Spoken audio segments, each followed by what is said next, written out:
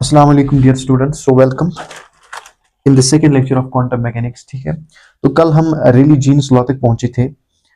रेली Jeans law थोड़ा सा recap करते हैं। रेली जीन्स लॉ क्या था बेसिकली, ये भी क्लासिकल मैकेनिक्स पे बेस्ड था। ठीक है, जिसकी वजह से ये फेल हो गया।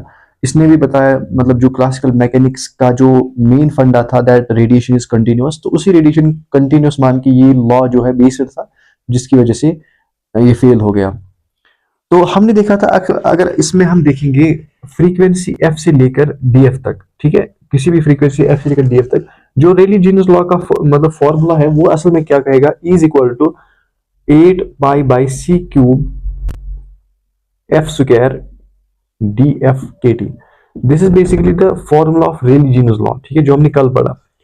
इस फॉर्मूला को अगर हम गौर से देखेंगे, it is saying that energy is directly proportional to the frequency. ठीक है, यानी जो ग्राफ था ये एनर्जी वर्सेस लैम्डा का ग्राफ, तो अगर ये energy is directly proportional to the frequency, therefore energy should be inversely proportional to the lambda, है ना। तो जब हम इसको लैम्डा में कन्वर्ट करते हैं तो ये लैम्डा स्क्वायर आ जाता है यहाँ पे। Energy is inversely proportional to lambda square. क्यों? जब हम यहाँ पे फ्रीक्वेंसी को कन्वर्ट करेंगे लैम्डा में, कैसे? It is 8 pi by C cube. F को लिख सकते हैं हम सी बाई लैम्डा। ठीक है, है ना। तो वो आएगा इसका square D F K T. यहां से स्क्वायर और ये cancel, it is 8 pi by C. यहां पे आएगा D F K T divide by lambda square. So therefore we can say energy inversely proportional to the lambda square. ये किसका कहना है? रेली जीनस लॉ का कहना है। तो उस हिसाब से अगर हम लैम्डा को डिक्रीज करेंगे, एनर्जी कितनी हो जाएगी? Infinitely increase. ऐसे तो जो हमने कल भी देखा था अल्ट्रावायलेट कैटास्ट्रॉफी वगैरह, तो इस वजह से असल में होना ये नहीं चाहिए था, क्योंकि जो प्रैक्टिकल रिजल्ट्स थे those were saying that graph should be like this, यानी बेल शेप्ड ग्राफ। ये प्रैक्टिकल रिजल्ट्स थे, यानी होना यही चाहिए था, इसलिए ये लॉ फेल होते जा रहे थे। सो देयरफॉर पहली बार जो आइडिया आया दैट कुछ ना कुछ फॉल्ट हो रहा है इन लॉ में, इन लॉज में कुछ ना कुछ फॉल्ट हो रहा है, चाहे वेन्स लॉ हो, रेली जीन्स लॉ हो, ठीक है, इनमें कुछ ना कुछ फॉल्ट हो रहा है जिसकी वजह से ये फेल हो रहे हैं। और उसने ये आइडेंटिफाई किया दैट फॉल्ट शायद हो रहा है इस चीज पे। ये जो सारे ये क्लासिकल मैकेनिक्स के बेसिस पे जो सारे चल रहे, ये मान के चल रहे दैट रेडिएशन इज कंटिन्यूअस। और इसको आइडिया है, चलो इसको बदल देते हैं। आया आइडिया, साइंटिस्ट था, कुछ भी आ सकता है। इसने बोला चलो कंटिन्यूअस नहीं मान के चलते हैं, अगर रेडिएशन को मान के चलते हैं, it should be discrete. What do you mean bye discrete? Discrete हो रहा है मतलब अगर कोई बॉडी एनर्जी या रेडिएशन एब्जॉर्ब कर रही है या इमिट कर रही है, ठीक है, एब्जॉर्ब और इमिट कर रही है in the form of continuous according to classical mechanics. लेकिन अब पहली बार प्लैंक को आइडिया आ रहा है that let us assume that this absorbed or emitted radiation, it is not in the form of continuous, it is basically the discrete।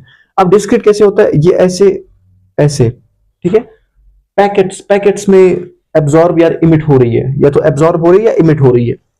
और इनको कहा गया नाम क्वांटा। यही से क्वांटम का कॉन्सेप्ट अराइज होता है। तो क्वांटा पहली बार प्लैंक ने नाम दिया। Quanta is basically what? ये पैकेट्स ऑफ एनर्जी, जो रेडिएशन एनर्जी जो है, रेडिएशन एब्जॉर्ब या इमिट जो हो रही है, उस उन्हीं के पैकेट्स को क्या कहते हैं? क्वांटा। ये पहली बार किसने कहा? प्लैंक ने। और बाद में फिर आइंस्टाइन जो है उसने फिर इन्हीं क्वांटा को इन टर्म्स ऑफ जो लाइट की रेडिएशंस है, ठीक है, इलेक्ट्रोमैग्नेटिक रेडिएशंस, उनको नाम दिया फोटोन। ठीक है, फोटोन आर बेसिकली यही पैकेट्स ऑफ एनर्जी। लेकिन लाइट एनर्जी की जो ये है ना, जो लाइट आती है सन से, तो वहां से जो वो भी पैकेट्स ऑफ एनर्जी में आएगी, तो वो पैकेट्स ऑफ एनर्जी का नाम देते हैं फोटोन। वो आइंस्टाइन ने दिया था। तो अब मसला क्या है बेसिकली, अगर हम प्लैंक का देखेंगे, प्लैंक ने जो पहली बार ये कहा कि डिस्क्रीट, अब इसने कंटिन्यूअस का जो ये रूल है वो तोड़ दिया, जो क्लासिकल मैकेनिक्स यूज करती आ रही थी। अब इसने क्या बोला? इसने बोला, इसने एज्यूम किया, रेली जीन्स लॉ भी बोल रहा था एटम्स ऑसिलेट कर रहे हैं, ठीक है, एटम्स आर ऑसिलेटिंग। ऑसिलेटिंग जब ऐसे ऐसे ऑसिलेट एटम करेगा, सो फिर किसी भी फ्रीक्वेंसी पे वो एब्जॉर्ब या इमिट कर रहे हैं रेडिएशंस। प्लैंक ने ऐसा कहा कि प्लैंक ने भी कहा एटॉमिक ऑसिलेशंस जो है, एटॉमिक ऑसिलेशंस हो रही है जिनको प्लैंक्स ऑसिलेशंस कहा जाता है। और जो रेली जीनस लॉ की ऑसिलेशंस है उनको क्लासिकल ऑसिलेशंस कहा जाता है। क्यों? क्योंकि those were based on the classical mechanics. ठीक है, ये बात क्लियर होनी चाहिए। लेकिन जो इसके प्लैंक्स ऑसिलेशंस थे, इसने बताया एटॉमिक ऑसिलेशंस जो हो रही है, एटम्स जो ऑसिलेट कर रहे हैं अपनी मीन पोजीशन पे, उन ऑसिलेशन से क्या हो रहा है, only those frequencies are absorbed और इमिटेड, याद रखना इस बात को, only those frequencies are absorbed और emitted whose energy is directly proportional to the frequency, whose energy is directly proportional to the frequency, only those are absorbed or emitted. So इसको हम जब ये हटाते हैं proportionality sign, it is HF, और इसी H को नाम देता है प्लैंक्स कांस्टेंट। और ये तो एक फोटोन के लिए या एक पैकेट के लिए, अगर n पैकेट्स होंगे therefore it is equal to NHF। और ये जो प्लैंक्स कांस्टेंट है it is basically 6.6 into 10 raised power minus 34 joule second, 34 joule second, ये जूल सेकेंड्स का यूनिट है। This is the value of Planck's constant. तो ये इसने बताया कि ये इसका प्लैंक्स जो है Planck's quantum theory, this is Planck's quantum theory. लेकिन प्लैंक जो है इसने लॉ भी दिया, that's known as Planck's radiation law. Law में और थ्योरी में फर्क होती है, ठीक है। This is Planck's radiation law. ये जो प्लैंक्स रेडिएशन लॉ था ये बेसिकली क्या कहता है, इसकी फॉर्मूला अगर हम देखेंगे, it's energy is equal to 8 pi by C cube F square H F divide by E raise power H F by K T minus 1।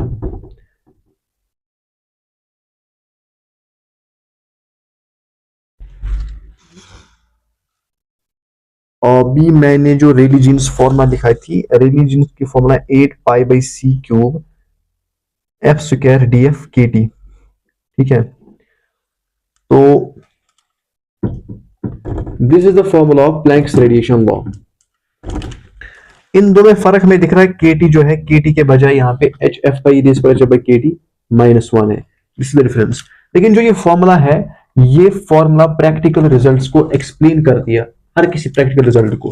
इसी फॉर्मूला से अगर हम देखेंगे, जो ये असल में प्रैक्टिकल ग्राफ है, बेल शेप्ड ग्राफ, ये भी एक्सप्लेन हो रहा है और यही दिखाएगा हमें कि Rayleigh Jeans law of field कैसे हो रहा है। लेट अस सपोज हम f को टेंड कर रहे हैं 0। What do you mean by f tends to 0? यानी frequency is very very small, therefore wavelength is very very high. तो अगर फ्रीक्वेंसी स्मॉल है देयरफॉर hf भी टेंड करेगा 0, देयरफॉर hf जो है it is very less than kT, ठीक है। hf is very less than, तो therefore अगर हम hf divided by e raised power hf by kt जो है -1, इसको अगर हम मतलब थोड़ा सिंप्लीफाई करेंगे, let us put the limit limit hf tends to 0, limit f tends to 0। क्यों? क्योंकि फ्रीक्वेंसी, तो केस हमारा है कि frequency should be very small, limit f tends to 0 of this thing, ठीक है। जब हम इसको सॉल्व करेंगे, दिस इज नाउ मैथमेटिक्स, ठीक है। यहाँ से फिजिक्स नहीं है, मैथमेटिक्स है। Limit and continuity, it's the chapter of mathematics, ये आप मैथमेटिक्स में पढ़ते हैं।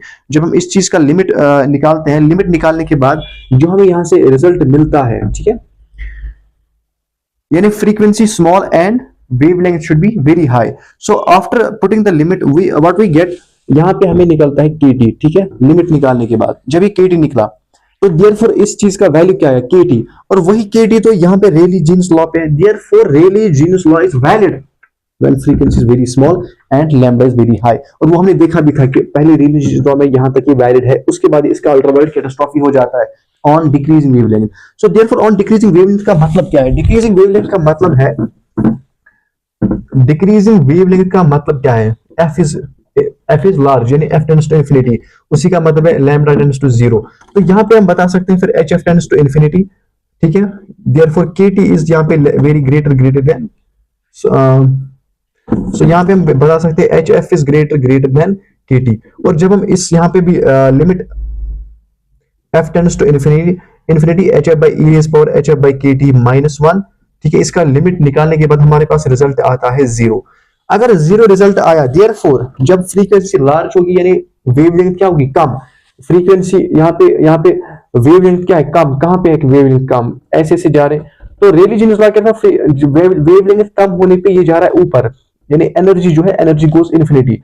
लेकिन अब ये प्लैंक्स रेडिएशन लॉ की जो फॉर्मूला है वो हमें बताती है कि अगर हम फ्रीक्वेंसी इन्फिनिटी यानी लैम्डा को डिक्रीज करेंगे, एनर्जी क्या आ जाएगी 0। तो वही तो होगी ना, जब हमने लैम्डा को टेंड किया 0, लैम्डा टेंड 0 मतलब ये यहां तक आया, एनर्जी भी क्या होगी टेंड 0, एनर्जी भी वापस यहां पे आई 0। So therefore Planck's radiation law की जो फॉर्मूला है ये हमें एक्सप्लेन प्रैक्टिकल रिजल्ट्स को भी कर रही है। किन प्रैक्टिकल रिजल्ट्स को, जो हमें यहाँ पे प्रैक्टिकल रिजल्ट्स ये ग्राफ बताता है यानी एनर्जी का क्या होना चाहिए फ्रीक्वेंसी लैम्डा के साथ। This is the bell shaped graph which is practical results, ठीक है, ये प्रैक्टिकल रिजल्ट्स है जो प्लैंक्स रेडिएशन लॉ हमें एक्सप्लेन करता है इस फॉर्मूला से, ठीक है। यानी आई फील लाइक शायद मैंने रेली जीन्स लॉ में फॉर्मूला कहीं में मिस्टेक की थी, वहां पे ये फॉर्मूला थे एफ से लेकर डीएफ तक, एफ से लेकर डीएफ तक it was 8 pi by C cube, 8 pi by C cube. I don't know मैंने वहां पे सही फॉर्मूला लिखी गलत फॉर्मूला लिखी, so I feel like I mistake in there, that's why I'm writing it once again, 8 pi by c cube f से लेकर df तक, it was 8 pi by f square df kt, ठीक है। okay, this was the formula of Rayleigh-Jeans law and this is the formula of Planck's radiation law। इन दो में फर्क क्या है, kt की जगह क्या है, kt की जगह hf by e raised पर hf by kt -1 है, बाकी में सेम है। तो यही फॉर्मूला जो है, ये फॉर्मूला वैलिड हो रही है प्लैंक्स रेडिएशन लॉ की, सॉरी जो ये रेडिएशन लॉ की फॉर्मूला ये वैलिड कहां पे हो रही है, when frequency is very small और lambda is very high in Planck's radiation law, this was the law. और अब जो ये फॉर्मूला है, ये वाली फॉर्मूला, ठीक है, इसका जो है डेरिवेशन एग्जाम में आता है एंड द डेरिवेशन हम नेक्स्ट लेक्चर में अलग से करेंगे, ठीक है। तो हमने अब लास्ट में क्या सीखा, इसमें कहा था, हम पहले बोल रहे थे जो पहले क्लासिकल थ्योरी थी, क्लासिकल थ्योरी फेल हो गई, क्यों, क्योंकि क्लासिकल थ्योरी ने एक्सप्लेन नहीं कर पाए एक्सपेरिमेंट्स बहुत सारे, चाहे वो स्टेबिलिटी था, रेडियो एक्टिविटी था, एक्सरेज था, फोटो इलेक्ट्रिक इफेक्ट था, ये सारे जो है classical theory was not able to explain the experiments which are based on the particle size of 10 raise power -10 और लेसर देन दैट। तो इसकी वजह से जो है क्वांटम मैकेनिक्स की जरूरत पड़ी, नीड फॉर क्वांटम थ्योरी बन गई। तो उसके बाद हमने देखा इसमें ब्लैक बॉडी क्या होती है, ब्लैक बॉडी रेडिएशन, जो भी एक्सप्लेन नहीं कर पाया ब्लैक बॉडी रेडिएशन जो है लॉज, यही है इसमें जो पहला वेन्स लॉ है वो भी फेल हो गया, रेली-जीन्स लॉ वो भी फेल हो गया, है ना, कहाँ पे, एट लोअर वेवलेंथ पे फेल हो गया, लेकिन हायर वेवलेंथ पे वो फिट हो रहा था। उसके बाद पहली बार ये कंटिन्यूअस रेडिएशन जो एजम्पशन था ऑफ क्लासिकल थ्योरी वो बताया किसने, प्लैंक ने, इसने बताया नहीं, it should be not continuous, it should be the discrete values. और इसकी जो फॉर्मूला है इट इज समथिंग जो है, ये फॉर्मूला जो है किसी न किसी एंगल से मैच कर रही है किसके साथ, रेली-जीन्स लॉ के फॉर्मूला के साथ। लेकिन फर्क क्या है, फर्क है यहाँ पे कि only that is, this is valid only for lower wavelength और हायर फ्रीक्वेंसी, बाकी में ये हाँ, तो it is basically sorry lower wavelength में नहीं, इट इज ओनली सेटिस्फाइड कौन सी फॉर्मूला, रेली-जीन्स की लॉ जो it's only satisfied in terms of higher frequency and higher frequency नहीं, मैं फिर से गलत बोल रहा हूँ, इट इज सेटिस्फाइड जो रेली-जीन्स लॉ की फॉर्मूला है, पता नहीं आज कहीं और दिमाग चल रहा है, एनीवे। तो रेली-जीन्स लॉ की जो फॉर्मूला है, it is only satisfied this in this formula when frequency is small and lambda is very high. So therefore we conclude this lecture today. बाकी मिलते हैं नेक्स्ट वीडियो में, till then take care and अल्लाह हाफिज।